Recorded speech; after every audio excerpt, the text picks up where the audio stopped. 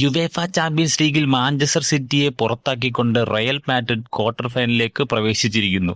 രണ്ടാം ലെഗിൽ 1-2 ഗോളുകൾക്കാണ് സിറ്റിയെ റയൽ മാഡ്രിഡ് പരാജയപ്പെടുത്തിയത്. വിനീഷ്യസ് ജൂനിയറാണ് മത്സരത്തിലെ താരം.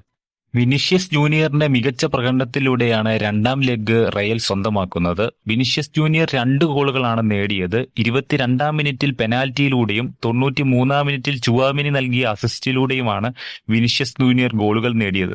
സിറ്റിക്കായി ആശ്വാസ ഗോൾ നേടിയത് ഏർലിംഗ് ഹാലൻഡാണ്.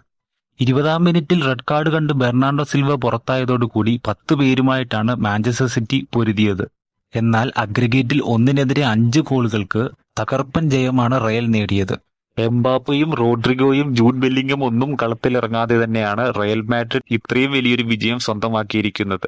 ക്വാർട്ടർ ഫൈനലിൽ അറ്റ്ലാന്റ ബയേൺ മ്യൂണിക് മത്സരത്തിൽ വിജയിക്കുന്ന ടീമായിരിക്കും റയലുമായിട്ട് പൊരുതേണ്ടത്.